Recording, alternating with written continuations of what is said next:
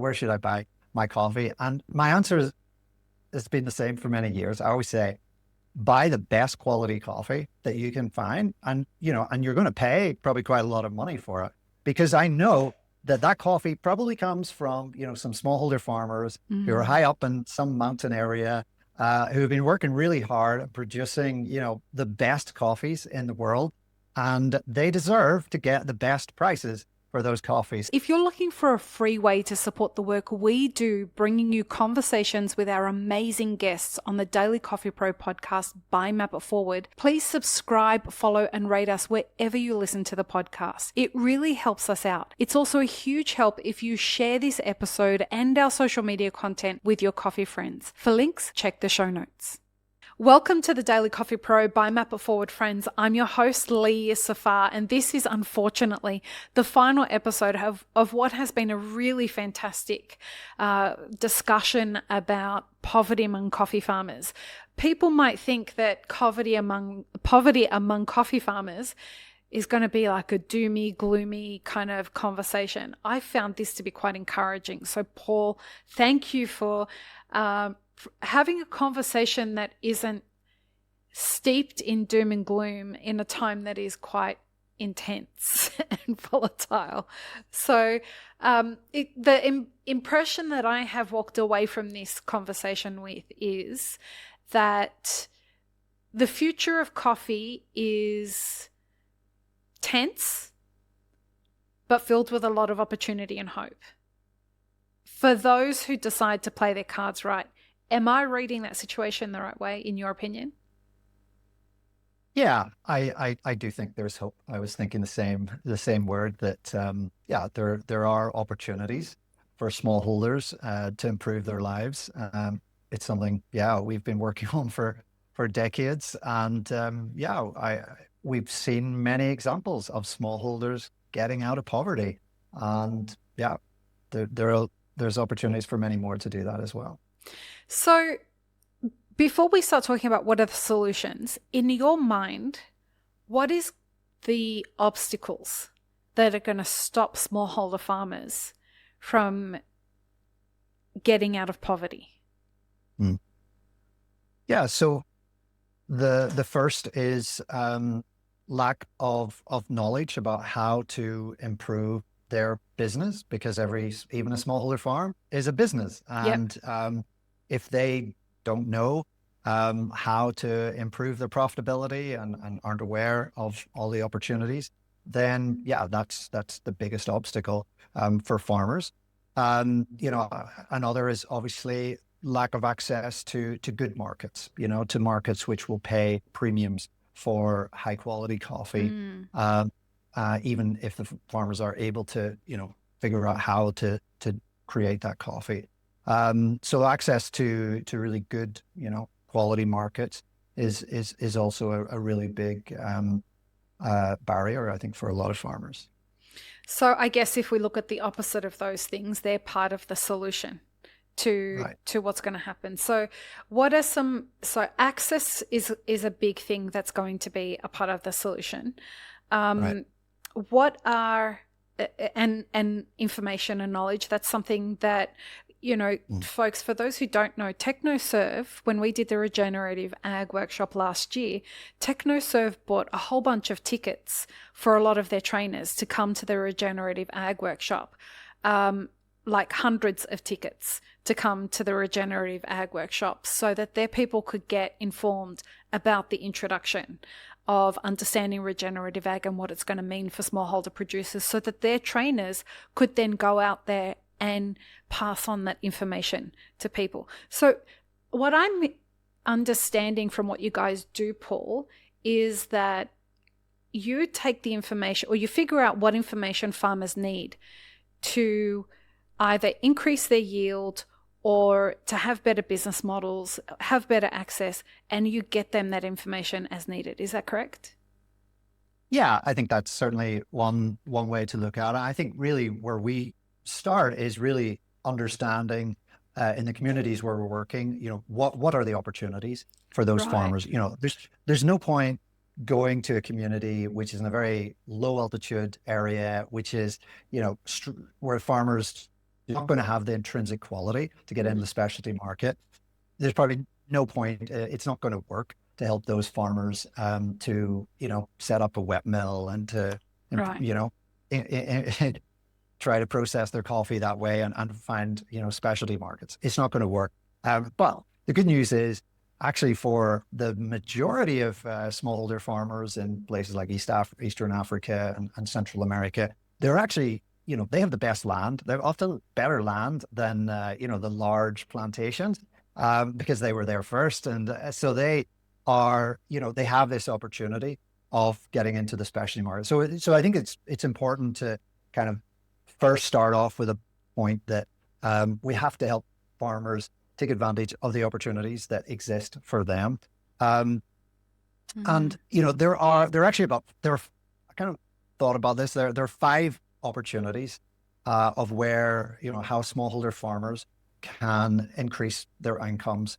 And we've touched on a couple of the main ones. So the first is obviously increasing the yield of their farm. And actually, that is by far the biggest opportunity for smallholder farmers. So probably, we can talk the most about that one.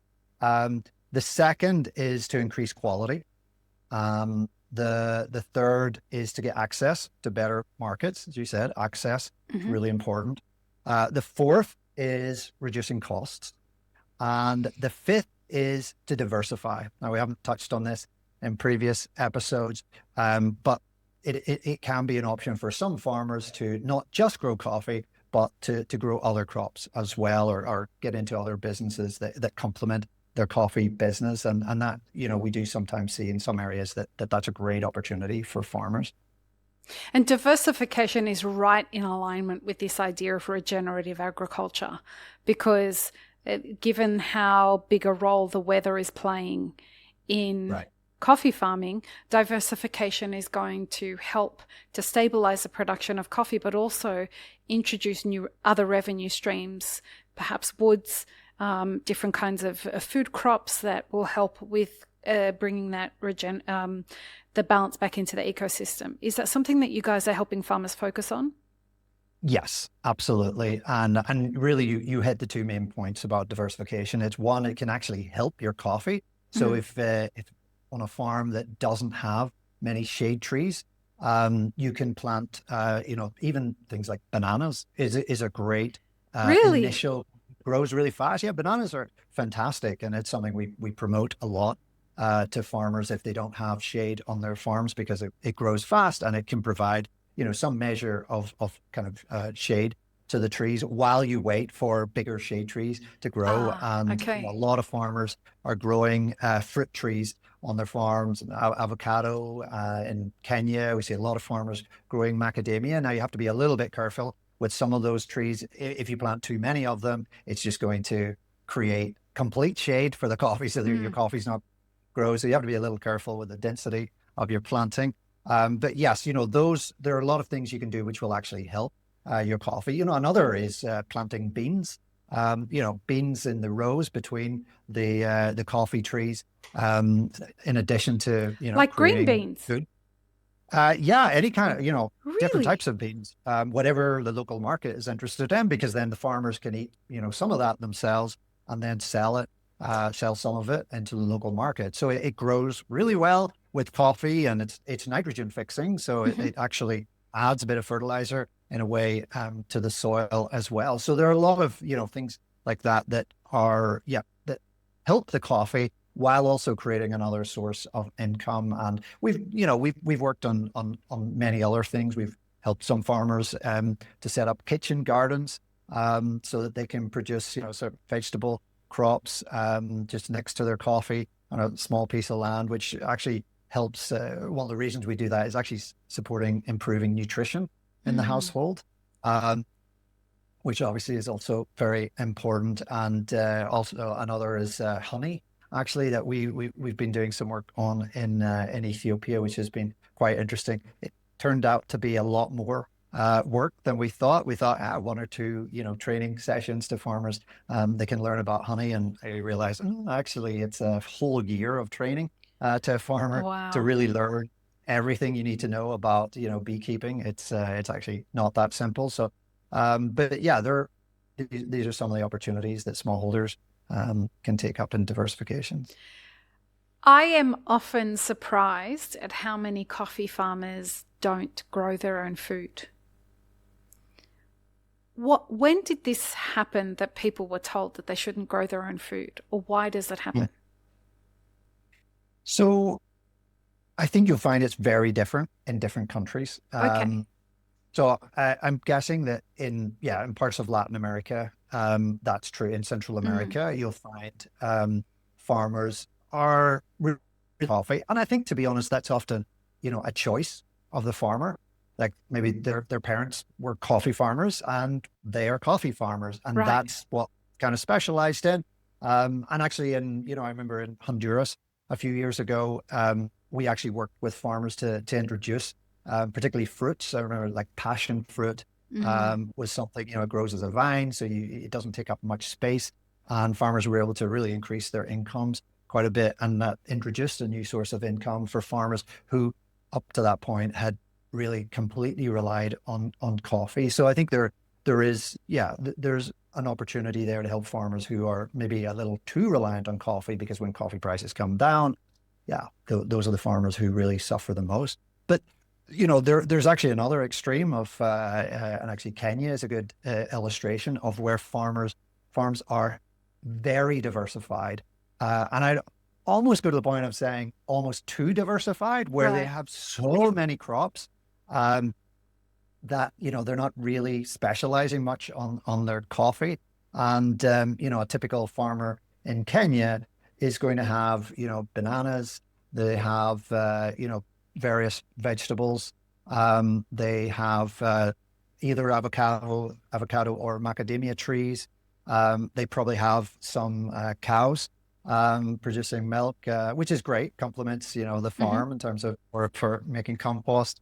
And then the amount of land they have for coffee is really small. So actually, the average coffee farm in Kenya, if you're just looking at the coffee, it's so small we don't even measure it in hectares. We measure it in trees, and it's only maybe 200, 250 trees. It's so small, and but some of those farmers can coffee is a great source of cash income. They get great prices, and they're able to and some farmers in Kenya get actually some of them can get really great productivity. But on average, most farmers can actually increase their productivity a lot and earn a lot more from their coffee. And from what you guys are seeing, is that the way that coffee farmers are going to need to move forward with this kind of diversification for a whole bunch of different reasons? Look, I think it's really important that it's the farmer's choice. I wouldn't want someone coming to my farm and telling me, hey, you need to stop only growing coffee. You need to also grow all these other crops as well.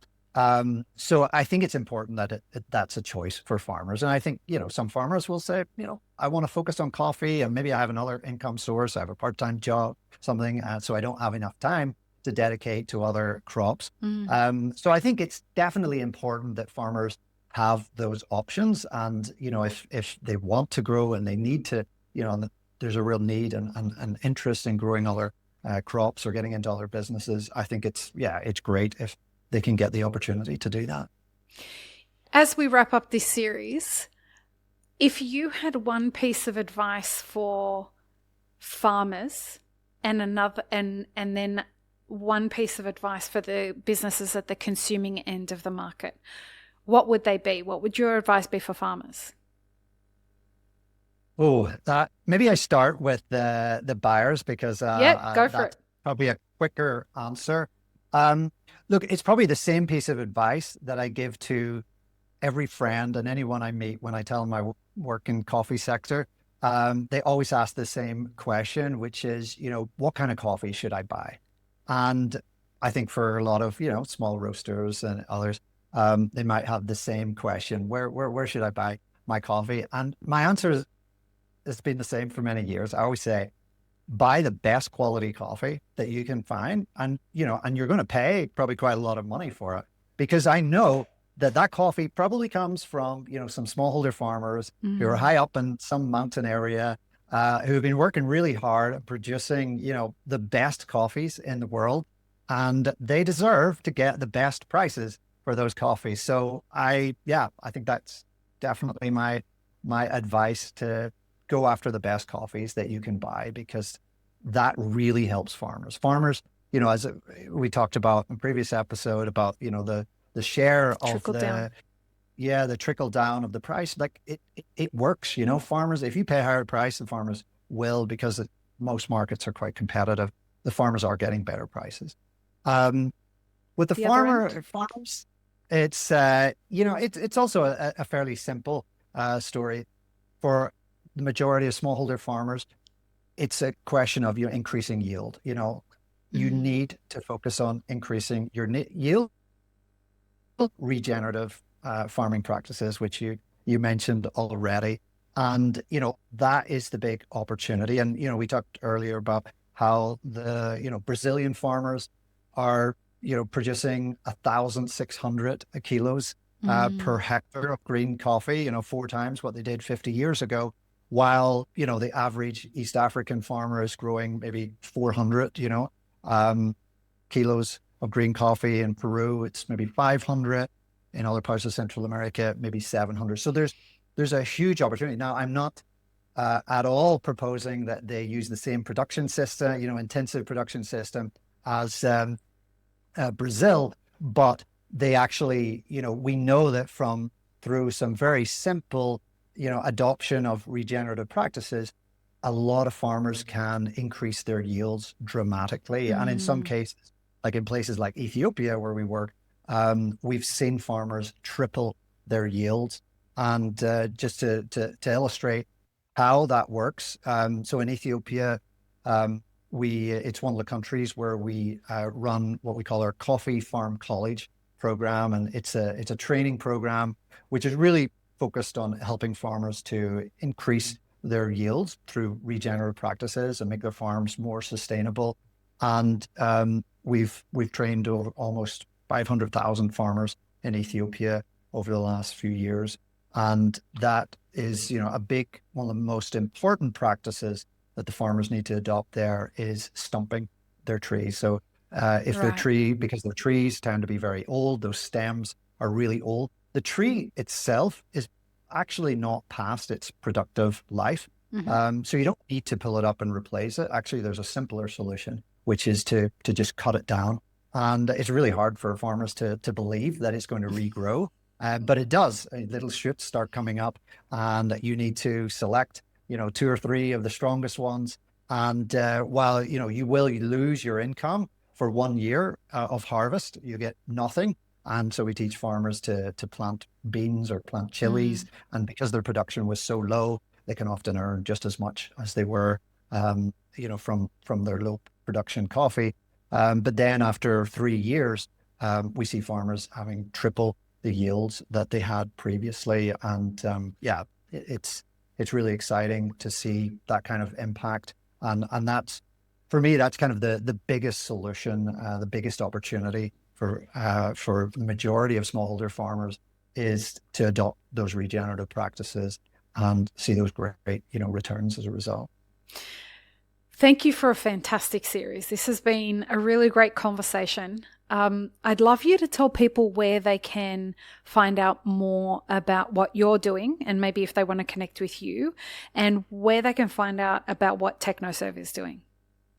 Yes, certainly. So our website is a great place to start. So technoserve.org, and I think /coffee, and you'll get a page which describes all of the work we're doing in the coffee sector. Another place to look is on LinkedIn. Feel free to find me on LinkedIn and reach out to me directly if you have any questions. And very happy to be in touch. I will make sure that we have links to all of that in the show notes. Thanks again to Mallory for making this conversation possible. Paul, this has really been a treat. Thank you again. I hope that you'll come back on the podcast. Sure. A year from now, the world is going to look like a very interesting place, particularly in coffee. So I hope that we'll get a chance to have another chat next year. So I hope that everyone has enjoyed this series, and we will see you again for the next one. Peace, love, and peanut butter. Have an amazing rest of your day. I really hope you enjoyed this episode, friends. Please don't forget to show us some love by subscribing, liking, commenting, and most of all, sharing this podcast with your friends. Check the show notes for links, including our sponsors and our Patreon, and stay tuned for more great conversations on the Daily Coffee Pro by Map It Forward.